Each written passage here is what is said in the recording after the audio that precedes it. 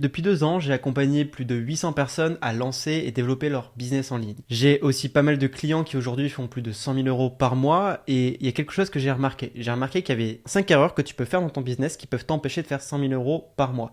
Donc ici, je vais te montrer les 5 erreurs qu'il faut absolument éviter si tu veux faire 100 000 euros par mois avec ton business. Parce que atteindre 100 000 euros par mois, c'est pas un rêve impossible. C'est une réalité pour des milliers d'entrepreneurs qui ont compris quoi faire. Mais surtout, quoi éviter. Si tu es bloqué, que ton business en ligne stagne ou que tu galères à scaler, il y a de fortes chances que tu commettes l'une ou plusieurs de ces 5 erreurs fatales. Donc laisse-moi te les révéler et te montrer comment les éviter pour faire exploser ton chiffre d'affaires. Déjà, la première erreur, on va rentrer dans l'art, c'est de ne pas avoir une offre irrésistible et scalable. Scalable. Ton offre est trop compliquée, pas assez claire, pas suffisamment scalable pour attirer des clients de manière répétée. Une offre qui marche à petite échelle, coaching one-to-one par exemple, n'est pas toujours capable de générer 100 000 euros par mois. Mais j'irai un petit peu plus loin. En fait, tu essayes de vendre plusieurs offres ou produits à la fois où ton offre principale n'est pas conçue pour être scalable. Tu disperses ton énergie entre différentes propositions. Ton offre nécessite trop peu de personnalisation, ce qui limite le volume de clients que tu peux gérer et tu veux plaire à tout le monde, donc ton message manque de clarté. Donc pourquoi c'est un frein? Parce que les clients ne comprennent pas facilement la valeur de ton offre, tu passes trop de temps à la délivrer, donc tu es limité par ton temps et ton prix n'est pas aligné avec la valeur qui est perçue de ton offre. Donc les solutions, c'est de créer déjà une offre irrésistible, une promesse simple, claire et désirable. Pour un coaching bien-être, formation, programme de 8 semaines pour retrouver ton énergie grâce à la nutrition anti-inflammatoire. Pour une agence, nous transformons vos vidéos YouTube en 20 contenus pour Instagram et TikTok en moins de 7 jours. Et tu te focuses sur une seule offre phare, une offre qui résout un problème majeur pour ton client idéal et une promesse claire et un résultat transformationnel. C'est comme ça que tu améliores ton offre. Mais j'irai encore plus loin que ça.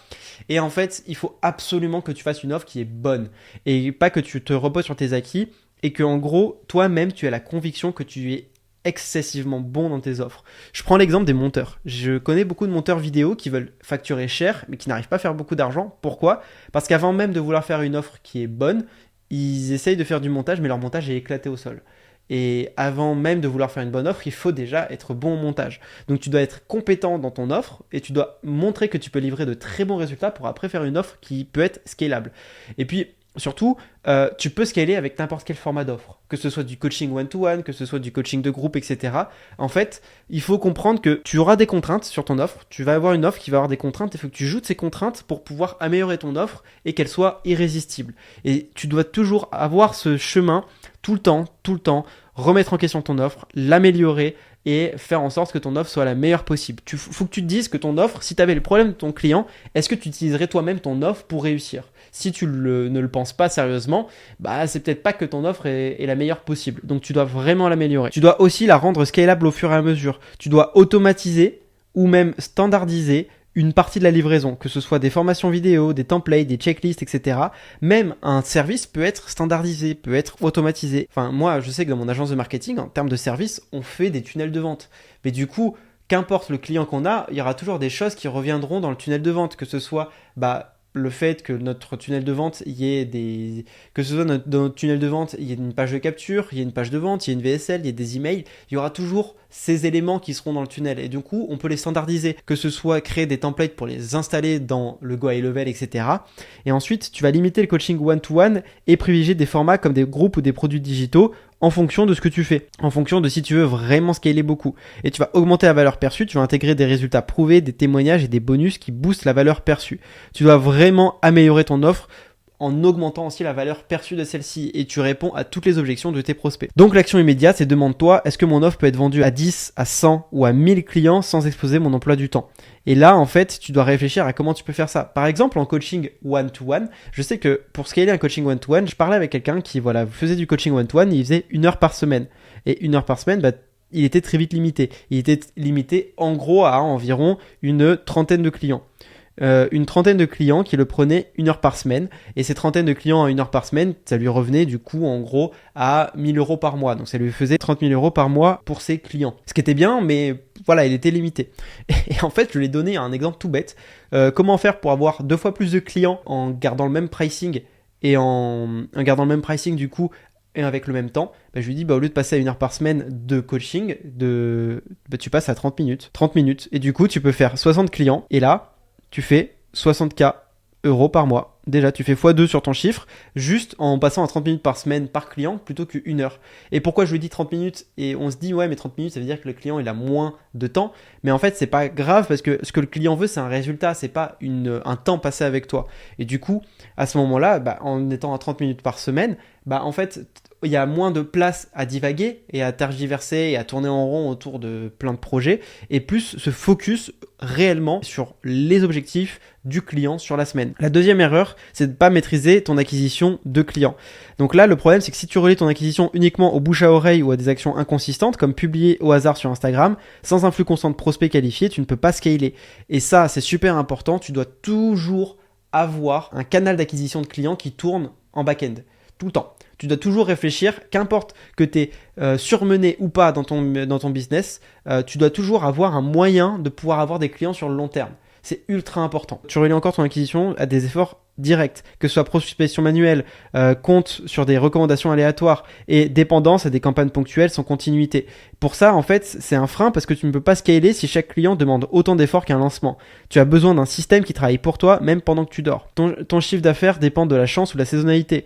Tu ne maîtrises pas combien de prospects tu génères chaque jour et tu manques de visibilité pour prédire tes revenus futurs. Si tu sais par exemple qu'avec du contenu organique, etc., ça t'amène 1000 clients 1000 prospects par mois et que 1000 prospects te ramènent 100 appels et que ces 100 appels te ramènent 30 clients, en fait, tu as un système un peu plus prédictible sur combien de prospects et combien de clients tu peux avoir tous les mois. Donc les solutions, met en place un tunnel de vente evergreen, que ce soit en high ticket, comme on peut voir avec une landing page qui amène vers une VSL, qui amène vers une page de réservation d'appel, que ce soit avec un low ticket, qui est pareil, là une VSL et un checkout avec upsell pour pouvoir revendre derrière en low ticket en evergreen, ou mettre en place une machine de qualification de prospects avec un lead magnet attractif pour capturer des emails ou générer des appels de prospection.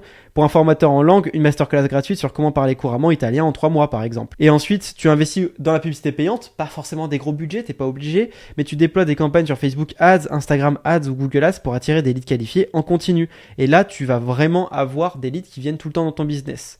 Tu peux aussi utiliser ton contenu organique pour nourrir ton pipeline. Là, on en a parlé un petit peu plus dans l'écosystème d'acquisition. Là, tu vas créer des vidéos YouTube, des posts LinkedIn ou des stories Instagram pour renforcer ta visibilité et ton autorité. En fait, tu dois toujours réfléchir à avoir derrière un système qui te permet pas forcément d'en avoir plein, mais d'avoir au moins quelques clients qui peuvent tomber ou des prospects qualifiés qui peuvent tomber que tu peux follow up.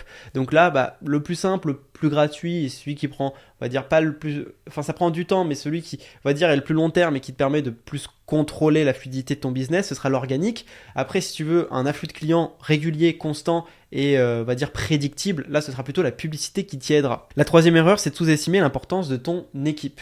Le problème, c'est que si tu essaies de tout faire par toi-même, prospection, vente et livraison et création de contenu, service client, résultat, tu es épuisé par ton business et tu es épuisé ton business plateforme. Et tu es épuisé ton business plafonne. Tu penses que personne ne peut faire aussi bien que toi ou déléguer coûte trop cher. Et le problème, c'est que si tu ne délègues pas ou que tu automatises pas et que tu ne fais pas confiance à une équipe, tu vas avoir du mal à scaler. Donc là, c'est un frein parce que ton temps est limité, donc ton chiffre d'affaires est limité. Tu perds de l'énergie sur des tâches à faible valeur ajoutée et tu n'as pas de processus pour scaler efficacement. Donc les solutions, tu vas construire une équipe solide, que ce soit des setters et des closers pour gérer la prospection et la vente, des assistants ou des freelances pour les tâches répétitives, que ce soit email, réseaux sociaux, etc. Et les solutions, tu vas déléguer intelligemment, tu vas garder les tâches stratégiques, vision et création d'offres et tu vas externaliser le reste. Et tu vas former tes collaborateurs, tu vas leur donner des scripts, des templates et des processus pour qu'ils puissent performer. On a déjà traité sur cette chaîne comment recruter, comment trouver une équipe day players qui vont t'aider et les meilleurs rôles à recruter. Je t'invite à regarder les vidéos qui sont disponibles sur cette chaîne qui vont vraiment te permettre de pouvoir avoir 2-3 personnes. Quand on dit une équipe, c'est pas une quinzaine de personnes, ça peut être juste 2-3 personnes qui sont compétentes et sur qui tu peux avoir confiance, ça suffit amplement. Et l'action immédiate, tu vas lister les tâches que tu fais chaque jour et identifier celles que tu peux déléguer immédiatement. Et la quatrième erreur, c'est ne pas optimiser ton système de vente. Le problème, c'est que tu as du mal à convertir tes prospects en clients car ton système de vente est mal structuré ou inefficace. Et donc là, c'est un frein parce que tu rates des opportunités, les prospects hésitent ou ne te rappellent pas, ton taux de conversion est trop bas et tu dépenses trop d'énergie avec peu de résultats. Donc les solutions, pour simplifier ton processus de vente, tu mets en place un script ou une méthode claire pour tes appels de vente et tu utilises un tunnel bien pensé, VSL ou landing page pour préqualifier tes prospects. Là aussi, je te conseille de travailler ton closing, forme-toi ou forme tes closers à gérer les objections courantes. Si le prospect dit que c'est trop cher, mets en avant le retour sur investissement. C'est vraiment important que si, mettons, un jour, on s'appelle, on fait un coaching ensemble et que je t'aide. Si je te demande quelles sont les objections courantes, tu dois pouvoir me lister les 5 objections que tu as le plus vite, que tu as le plus souvent instantanément, très rapidement. Tu dois me dire quelles sont les objections selon toi de ton prospect que tu es déjà tombé en face de toi. Ensuite, tu vas ajouter des garanties. C'est ultra important les garanties, que ce soit sur un service, que ce soit sur n'importe quoi. Surtout si au début, tu sais pas trop comment lancer ton service, tu dois avoir des garanties. C'est indéniable. Tu dois montrer à ton prospect que tu peux qui peut faire confiance en toi, qui peut te faire confiance. Les seules personnes qui peuvent s'autoriser de pas avoir de garantie, c'est ceux qui ont déjà assez de promesses et de résultats. Les résultats clients, ça fonctionne déjà bien avec plein de clients et du coup, ils n'ont pas besoin de mettre des promesses. Et ils n'ont pas besoin de mettre de garanties ultra exagérées. Mais sinon, si tu n'as pas ça, si tu n'as pas de résultats clients, tu mets des garanties. C'est aussi simple que ça.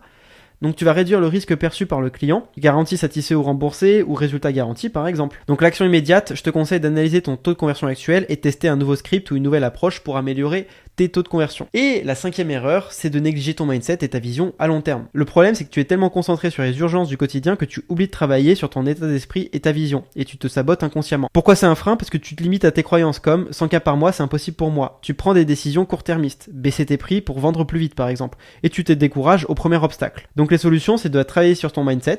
Là, tu vas visualiser clairement ton objectif de 100 cas par mois pour que et ce que ça signifie pour toi. Et tu vas adopter des routines qui renforcent ta confiance. Journaling, méditation, apprentissage quotidien. Et tu vas planifier sur le long terme. Tu vas te fixer tes objectifs clairs sur 3 mois, 6 mois et 1 an. Et tu vas te concentrer sur des actions à effet de levier, acquisition, système de vente et équipe.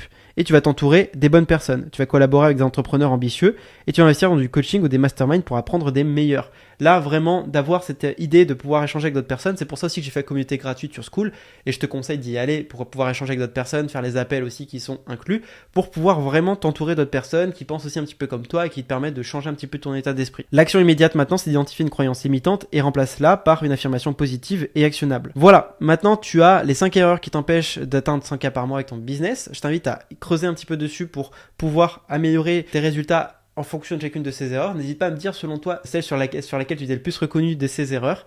Si tu veux aller plus loin, tu peux réserver un appel avec mon équipe ou moi-même pour qu'on puisse t'aider à structurer ton business pour l'amener à 5 000 € par mois. Tu as aussi accès au Skool gratuit où dedans tu as toutes les ressources et tu peux télécharger aussi cette ressource avec le lien en description si tu veux y accéder. C'était Louis, ciao.